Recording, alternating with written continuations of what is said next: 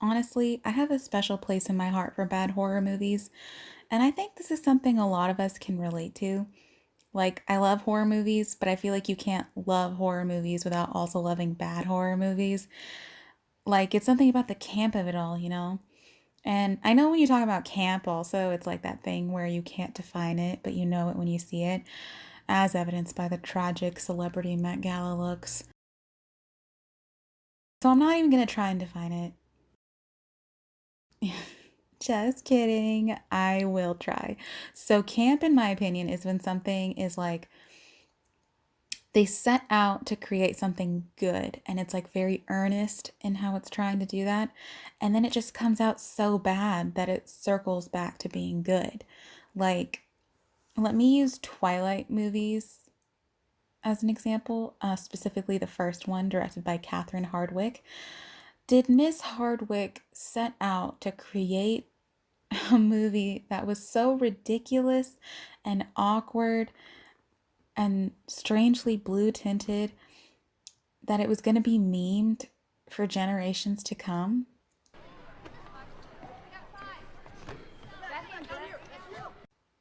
No, probably not, but that's what makes it campy. It wouldn't be the same if Robert Pattinson didn't step out into the sun glittering like he's covered in Fenty body lava and unironically utter the words, Beautiful. This is the skin of a killer, Bill. like you don't get that on purpose. And I feel like there's so much more opportunity for camp in horror movies because there are so few horror movies that are done well. And I mean that with love. Just it's just like it's kind of hard sometimes for directors to put their finger on the pulse of what really scares people, you know?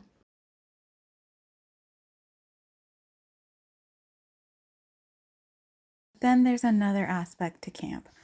In her essay, Notes on Camp, Susan Sontag describes camp as psychopathology of affluence, or something that, by its nature, possible only in affluent societies, in societies or circles capable of experiencing the psychopathology of affluence.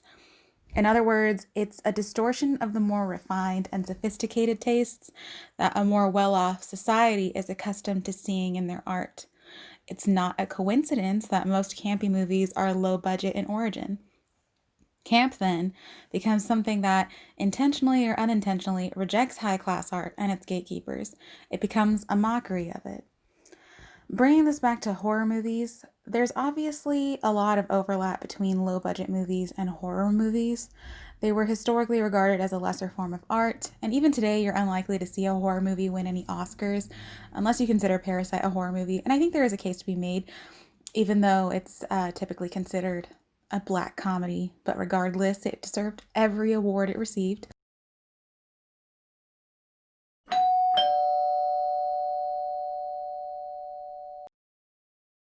Side note, remember when Stephen King got mad that Midsommar was snubbed at the Oscars and said that horror is considered a ghetto genre? We gotta have a conversation about this guy someday. But anyway, at this point, we'll just leave it at what a dumbass. Because of this positioning of horror as inherently lesser, it already occupies a place ripe for mockery of the very gatekeepers that made it this way. So, like when they shoot really high and they end up way shorter than where they were aiming for, what we get is something beautiful.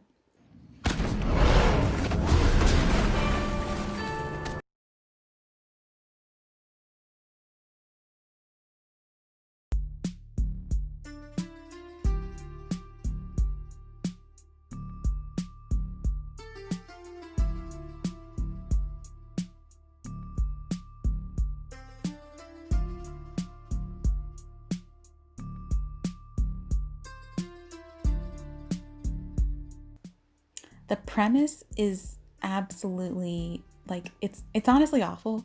Like it was it was seeing the premise that made me realize that I had to watch this.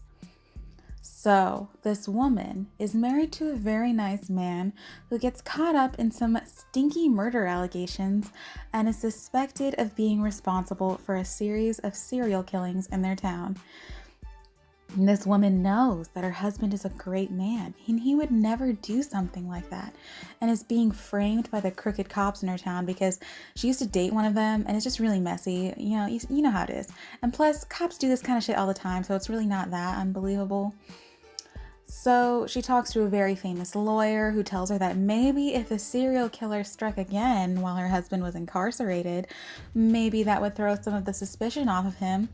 And he even kind of implies that because the case against her husband is so strong, because of the crooked cop planting evidence, maybe someone should stage a copycat murder to show the townspeople that it couldn't possibly have been her husband because he was locked up when this other murder occurred. So there's a few problems with that premise. For one thing, copycat murders are like a well-documented thing, like that they happen all the time. So just because you incarcerate one serial killer or a guy who's suspected of being a serial killer, and then suddenly a few more copycat murders fitting his profile happen to occur while he's incarcerated, that doesn't mean that the serial killer in question that's incarcerated isn't responsible. It just means that maybe some other people found out about them, the very well publicized murders, and decided to commit a copycat because people are messed up and stupid. So, and then the leap of logic that you have to take to even assume that would work, and then also to openly encourage a client to commit a murder for the sake of winning the case. I mean, I know lawyers are supposed to be evil, but this is insane. I don't know. It's like ridiculous. So and you see that, right? You see how ridiculous this premise is. And if it's intriguing to you at all, I strongly recommend that you watch it because they really don't hold any of their punches. It really is as crazy as it sounds.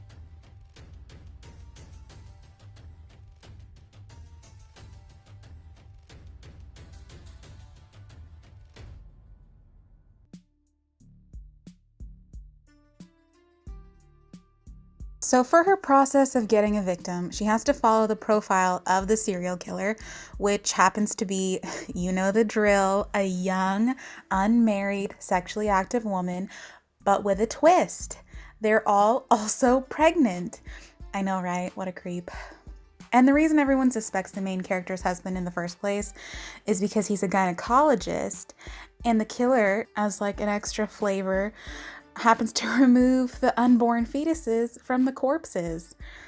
We love a killer that tries to do something different, So this automatically complicates things for young Mrs. Serial Killer because she can't just kill someone willy-nilly.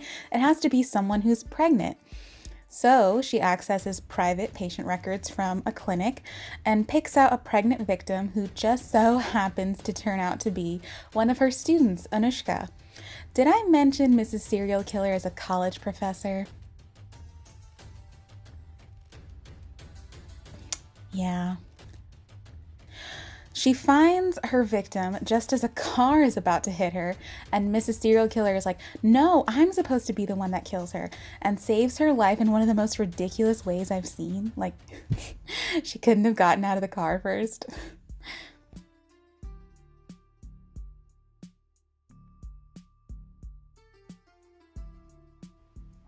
And all right, when I say this next part, some of y'all might be mad at me, but it must be said.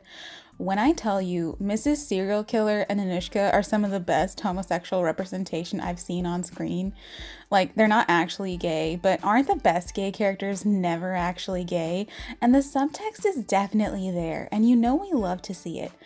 I mean, like, Anushka does have a boyfriend, but I'll allow it because he very much falls into the category of himbo, an attractive but stupid man that usually respects women. Well, actually, I don't know about that, but you watch and decide for yourself if he redeems himself. Oh yeah, and then I guess Mrs. Serial Killer has her husband, but he's in jail. Anyway, Anushka also turns out to be some kind of martial arts master, which is just Mrs. Serial Killer's luck. Her name is Shona, by the way. I don't know why I haven't said her name at all so far, but it kind of went with the theme. So she decides the best way to go about this is to get the drop on Anushka. She achieves this by stalking her in a car, dressing in drag for some reason, and attempting to chloroform her. Which, like, if you were gonna use chloroform, why would you need the drag? Like, I don't know. But of course, she gets caught right away by Anushka, but not for the reason you may think. You see, Anushka's not stupid. She did notice someone was following her, but she didn't realize that it was Shona in drag over here. So she pulls her aside and tells her, hey, watch out. There's someone sketchy out here. But no worries, I'm a martial arts master. Honestly, ridiculous. Like, I cannot believe this movie is real, and I love it. Eventually, Shona's able to capture her and brings her to this random abandoned hospital, which I think really adds to the atmosphere.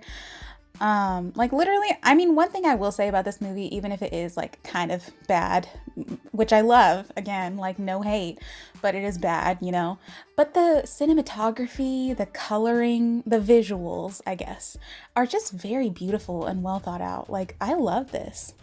I would love this lighting in my room. Like, you know, we don't need TikTok lighting, we need Mrs. Serial Killer lighting.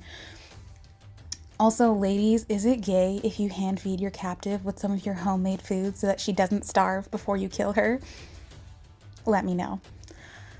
From here, the movie has some very unbelievable twists. And I don't mean unbelievable as in they're gonna blow your mind. I mean unbelievable as in I don't believe that could even be possible. But it doesn't matter because it's a campy horror movie on Netflix that you can go watch right now. And you have to because I love this movie and no one has seen it. And yeah, I'm also leaving some of the ending as a prize so that, you know, you have something to look forward to when you go and watch it for yourself. Also, I'm always gonna have beef with Netflix for releasing this in the middle of June or whenever it was released. I don't remember. May? I don't know. But like, this is a Halloween release. You drop this shit on October 1st and you allow the people to enjoy an at-home quarantine Halloween. Like, Netflix, what are they doing? Go watch Mrs. Serial Killer right now and then tell me what you think because I guarantee you'll get at least some kind of enjoyment out of the experience. Also, here's some footage of the cop getting the shit kicked out of him by a bunch of people at a bar.